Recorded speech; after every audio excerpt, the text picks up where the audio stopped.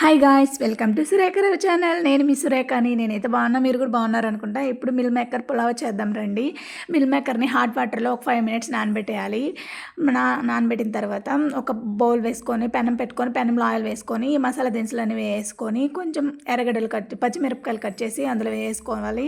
పచ్చిమిరపకాయలు కొంచెం రోస్ట్ అయిన తర్వాత ఎర్రగడ్డలు వేసుకొని ఎర్రగడ్డలు గోల్డెన్ కలర్లో వచ్చేంత వరకు రోస్ట్ చేసుకున్న తర్వాత అల్లం వెల్లుల్లి పేస్ట్ ఫ్రెష్గా కొట్టి వేసుకుంటే టేస్ట్ అయితే సూపర్గా ఉంటుంది. అల్లం వెల్లుల్లి పేస్ట్ వేసుకొని బాగా ఫ్రై చేసి, అంటే అల్లం వెల్లుల్లి పేస్ట్ పచ్చి వాసన పోయేంత వరకు ఫ్రై చేసిన తర్వాత టమాటాలు వేసుకోవాలి. టమాటాలు మగ్గిన తర్వాత బాగా కలబెట్టేసుకొని టమాటాలు మగ్గిన తర్వాత మనం కొత్తిమీర పుదీనా ఆ రెండు మిక్స్ చేసుకొని అందులో వేసుకొని బాగా కలిపేసుకోవాలి. కలుపుకున్న తర్వాత కొంచెం పుదీనా వాడిన తర్వాత అందులో మిల్ మేకర్ వాటర్ లేకుండా పిండి వేసుకోవాలి. మిల్ మేకర్ అందులో వేసుకొని బాగా కలిపేసుకొని ఉప్పు, కారము, ధనియాల పొడి, గరం మసాలా వేసుకొని బాగా కలిపేసుకోవాలి. మనం ఏ గ్లాస్తో అయితే రైస్ తీసుకుంటామో అదే గ్లాస్తో వాటర్ తీసుకోవాలి.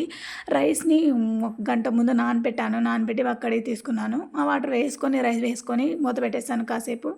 ఇలా ఉడికొచ్చిన తర్వాత సిమ్లో పెట్టుకునే తర్వాత అంతే, మిల్ మేకర్ పులావ్ రెడీ అయిపోయింది. టేస్ట్ అయితే సూపర్గా ఉంది. మీరు ట్రై చేయండి. మా పిల్లలు అయితే కొంచెం కూడా వదలలేదు, బాగా తిన్నారు అందరూ. మీరు కూడా ట్రై చేయండి, టేస్ట్ సూపర్గా ఉంటుంది. ట్రై చేసి కామెంట్ చేయండి ఎలా ఉందో అనేసి. లైక్ చేయండి ప్లీజ్. సబ్స్క్రైబ్ చేసుకోవచ్చు కదా.